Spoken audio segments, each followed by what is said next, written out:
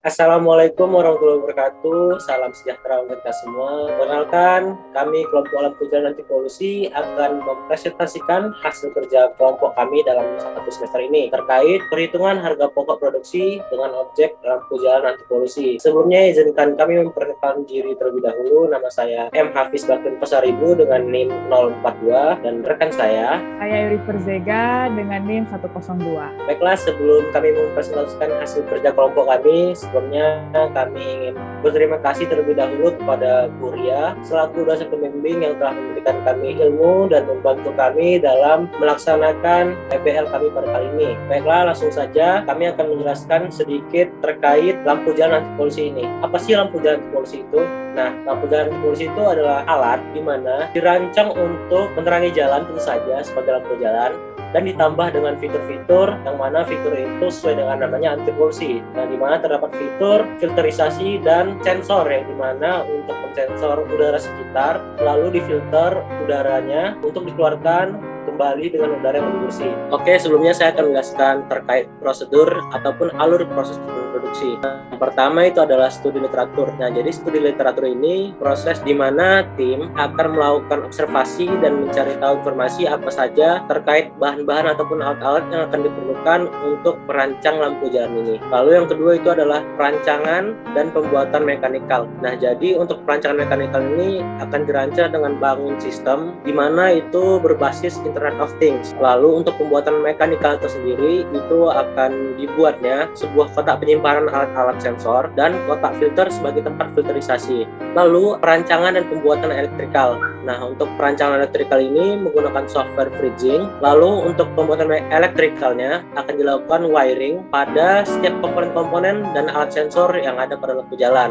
Selanjutnya adalah perancangan dan pembagian kebutuhan daya. Nah, tim akan melakukan pembagian kebutuhan daya, di mana kebutuhan daya itu apakah untuk aktuator, sensor, dan komponen-komponen lainnya yang tentu saja bersumber dari solar cell. Lalu setelah itu perancangan dan pembuatan program. Nah, untuk perancangan dan pembuatan program ini tim membuat dua program, yaitu program microcontroller dan program aplikasi smartphone. Nah, untuk kedua program ini saling berkaitan satu sama lain, di mana program microcontroller akan terhubung dengan internet dan mendeteksi kualitas udara di sekitar lampu jalan. Lalu hasil dari data tersebut akan dikirimkan ke smartphone melalui aplikasi smartphone. Lalu ada pengujian alat. Nah, pengujian alat ini dilakukan dengan cara meletakkan lampu jalan di tempat-tempat yang sekiranya memiliki polutan yang tinggi, di mana tujuannya itu untuk mengecek apakah filterisasi dan sensor pada alat tersebut bekerja secara efisien atau tidak. Yang terakhir adalah penyusunan laporan. Untuk penyusunan laporan ini, laporan dilakukan sejak awal sistem dibuat,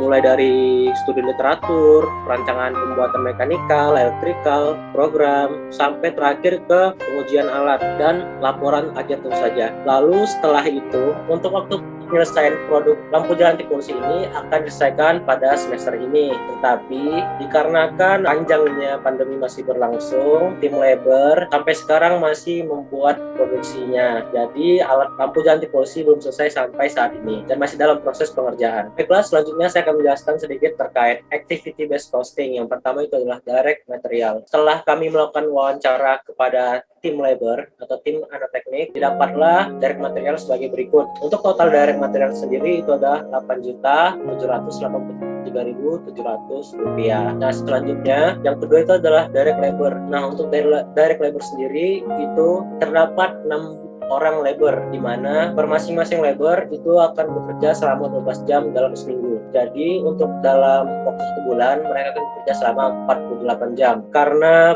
per masing-masing labor memiliki tupoksi yang akan dilaksanakan selama 2 bulan per orangnya, maka dalam satu proses produksi per masing-masing labor akan menyelesaikan dalam waktu 96 jam. Sedangkan untuk perhitungannya sebagai berikut, jadi untuk upah per jam untuk labor, masing-masing labor itu adalah Rp25.943. Lalu dikalikan dengan 96 jam, jadi biaya upah untuk labor per orangnya itu Rp2.490.528. Jadi untuk total direct labor itu adalah Rp14.943.168. Baiklah, selanjutnya selanjutnya akan dijelaskan oleh rekan saya. Baik, terima kasih Hafiz untuk kesempatannya. Sekarang saya akan menjelaskan untuk overhead dengan metode activity based costing, di mana langkah pertama kita harus menentukan dulu activity dictionary-nya. Setelah melakukan wawancara, kami menemukan ada 5 kegiatan yang dilakukan untuk membuat lampu jalan anti polusi, di mana seluruh aktivitas ini activity type-nya adalah primary, karena berhubungan langsung dengan lampu jalan anti polusi itu sendiri. Dan untuk activity driver-nya, seluruhnya adalah labor hours, karena jumlah jam lebih efisien digunakan untuk menentukan berapa biaya yang dibebankan setiap aktivitasnya. Dan untuk aktivitas-aktivitasnya ada 5, seperti yang saya sebutkan sebelumnya. Ada pembuatan sistem mekanikal, di mana di sini mereka mendesain, membuat, dan merakit mekanikal. Dan cost objeknya di sini adalah desain dan perakitan. Lalu pembuatan sistem elektrikal, di mana mereka membuat wiring diagrams dan merakit wiring box panel. Dan cost objek di sini adalah rangkaian listrik. Lalu kegiatan ketiga ada pembuatan program microcontroller. Di sini mereka memprogram microcontroller dan menyinkronkannya dengan GUI atau Graphic User Interface dan Firebase Database. Cost objeknya adalah microcontroller. Kegiatan keempatnya adalah pembuatan interface Android. Di sini mereka mendesain GUI dan menyinkronkannya dengan microcontroller dan Firebase Database. Cost objeknya adalah interface. Dan terakhir adalah pengujian alat, di mana di sini mereka menguji apakah GUI dapat menampilkan hasil yang dikirim microcontroller dan apakah seluruh aktivitas sistem terekam pada database. Cost objeknya adalah lampu jalan anti polusi. Setelah menentukan activity dictionary, kita tentukan cost pool dan activity level. Di sini kami menemukan ada 3 overhead, yakni biaya listrik, biaya internet, dan pengawasan proyek, dan seluruhnya ini ada dalam setiap aktivitas. Dan untuk pembuatan sistem mekanikal, elektrikal, microcontroller, dan interface Android, seluruhnya level aktivitasnya adalah unit level activity, karena aktivitas ini dikerjakan setiap kali satu unit produk diproduksi. Dan untuk pengujian alat sendiri adalah batch level activity, karena ini baru bisa dilakukan apabila produk-produk dari setiap aktivitas sebelumnya digabungkan dan menjadi satu buah lampu jalan anti polusi. Setelah itu kita tentukan cost pool-nya, di mana pertama biaya listrik dengan unit level activity dan cost driver-nya adalah jumlah KWH. Cost pool-nya adalah Rp349.332. Angka ini didapat dari total biaya dari penggunaan solder, komputer, dan lampu. Dan tarif per KWH saat ini adalah 1.444, dan setelah kami menghitung seluruhnya konsumsi listrik ada sebesar 242 KWH. Kita tentukan biaya listriknya dengan mengalikan tarif per KWH dengan konsumsi listrik. Maka total biaya listrik selama pembuatan lampu jalan anti polusi adalah Rp349.332. Lalu biaya pengawasan dengan product level activity dan cost drivernya adalah jumlah jam kerja adalah Rp2.490.528. Angka ini kami dapat dengan menyamakan biaya gaji yang diperlukan mahasiswa dalam pembuatan lampu jalan anti polusi, yakni 2 bulan. Dan kami di sini menyamakan bahwa biaya pengawasan diperlukan selama 2 bulan. Lalu terakhir adalah facility level activity, yaitu biaya akses internet seharga Rp500.000. Angka ini kami dapatkan melalui hasil wawancara kami dengan anak teknik sendiri. Maka total dari biaya overhead adalah Rp3.339.860. Setelah itu membebankan aktivitas biaya kelompok. Ada 3 overhead, biaya listrik, biaya pengawasan, dan biaya internet. Total cost pool sudah kita tentukan sebelumnya. Dan untuk cost driver, biaya listrik sebesar 242 KWH. Angka ini sudah saya jelaskan sebelumnya. Untuk biaya pengawasan dan biaya internet adalah selama 420 jam. 420 jam merupakan jumlah waktu yang diperlukan dari setiap aktivitas untuk membuat lampu jalan anti polusi. Setelah mendapatkan cost pool dan cost driver, kita bisa menentukan pool rate-nya dengan cara membagi cost pool dengan cost driver. Dengan biaya listrik 1.444, biaya pengawasan 5.930, biaya internet 1.190. Sekarang kita masuk ke pembebanan aktivitas ke cost object. Untuk 5 aktivitas yang saya sebutkan sebelumnya, semuanya memakan waktu 2 bulan, kecuali pengujian alat. Untuk pengujian alat hanya membutuhkan waktu 3 minggu. Maka untuk pembuatan sistem mekanikal, elektrikal, microcontroller, dan interface, angkanya semuanya sama. Dengan rincian sebagai berikut, biaya listrik dengan pool rate 1.444 dengan cost driver 96 jam, maka total biaya overhead-nya dengan mengalihkan pool rate dan cost driver-nya adalah Rp138.624. Begitu juga dengan biaya pengawasan dan biaya internet, cost driver-nya adalah 96 jam. Jadi, total dari biaya overhead adalah Rp822.174. Angka ini sama untuk pembuatan sistem electrical, Android, dan microcontroller. Untuk pengujian alat yang membutuhkan waktu selama 3 minggu atau 36 jam, maka biaya listriknya adalah Rp51.984, biaya pengawasannya Rp213.474, dan biaya internet Rp42.857. Maka total untuk pengujian alat, biaya overheadnya adalah Rp308.315. Dengan ini kita bisa mengetahui total biaya overhead untuk pembuatan lampu jalan anti polusi, yaitu totalnya adalah Rp3.597.011.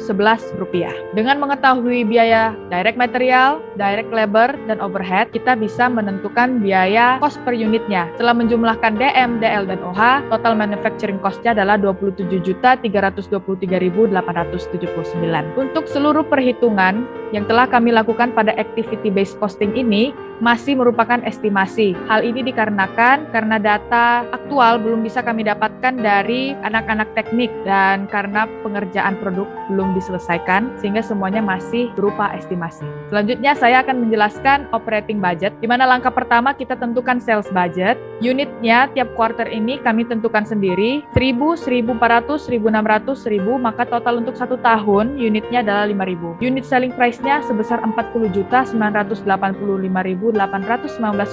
Angka ini kami dapatkan dari 150% dikali total cost yang activity base sebelumnya, karena berasumsi bahwa akan mendapatkan keuntungan sebesar 50%.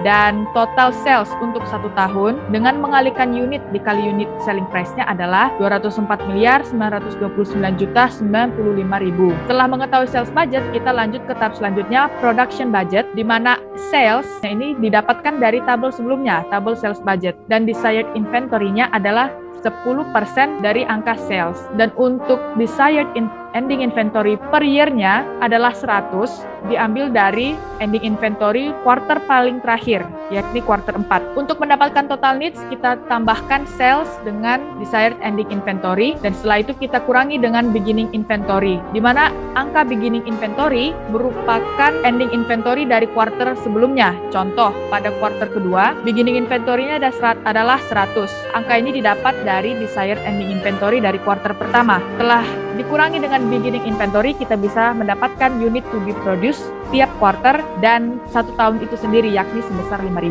Direct material purchase budget. Ada 24 direct material yang dibutuhkan untuk membuat lampu jalan anti polusi, dan kami telah membuat seluruhnya 24 tabel direct material purchase budget. Dan di sini saya hanya menjelaskan 1 tabel sebagai contoh. Untuk debu sensor asap optik sensor, unit to be produced-nya didapat dari production budget, dan direct material per unitnya adalah 1.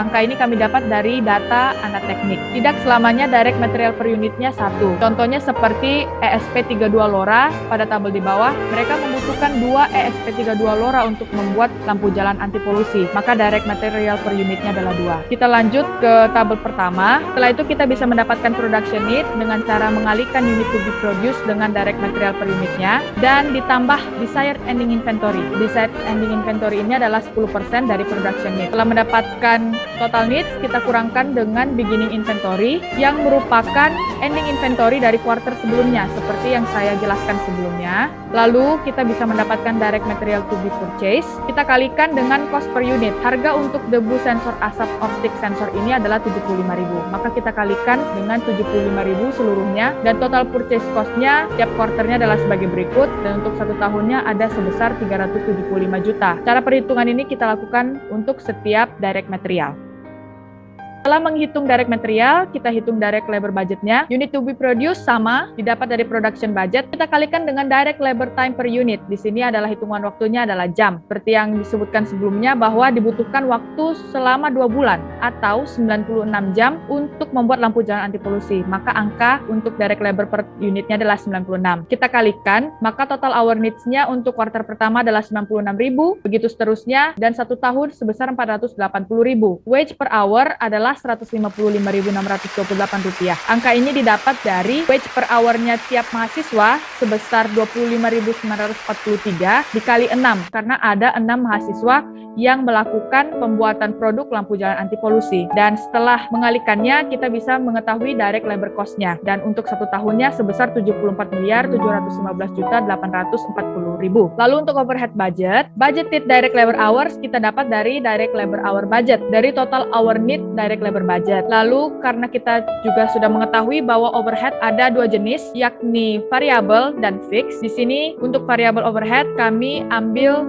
biaya listrik karena akan bertambah seiring bertambahnya waktu, dan overhead rate-nya di sini adalah 1.444. Angka ini kami dapat dari total biaya listrik dibagi jumlah KWH. Lalu kita kalikan dengan budgeted direct labor hours, maka dapatlah budgeted variable overhead. Dan setelah mendapatkan budgeted variable overhead, kita jumlahkan dengan budgeted fixed overhead. Budgeted fixed overhead setiap kuarternya sama, sebesar 2.990.528. Angka ini didapat dari biaya pengawasan ditambah biaya akses internet. Maka kita bisa mendapatkan total overhead tiap kuarternya, dan tahunnya dalam 1 tahun biaya overheadnya adalah 750.082.112 rupiah. Setelah mendapatkan DM, DL, dan OH, kita bisa mendapatkan berapa biaya ending finished good inventory dengan cara direct material dari data sebelumnya. Direct labornya 96 dikali 155.658. 96 ini merupakan jumlah waktu yang diperlukan selama 2 bulan, dan overheadnya kita bagi lagi, ada overhead variable dan fix. Variabelnya dikali oleh overhead rate-nya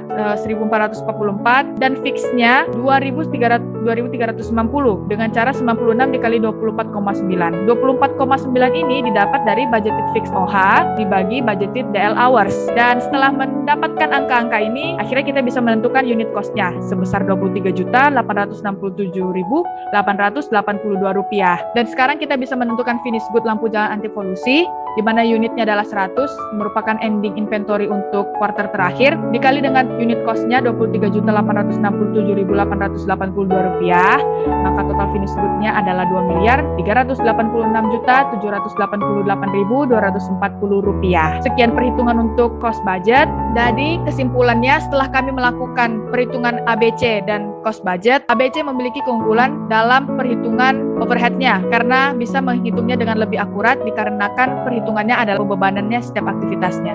Dan untuk cost budget, operating budget, dengan ini kita bisa menentukan berapa sih biaya yang diperlukan dalam 1 tahun untuk direct material, direct labor, dan overhead-nya. Dan setelah kami membandingkannya juga, ternyata jumlah cost unitnya lebih rendah untuk perhitungan cost budget dibandingkan activity based costing. Sekian presentasi kami terkait perhitungan lampu jalan anti polusi. Kurang dan lebihnya mohon dimaklumkan.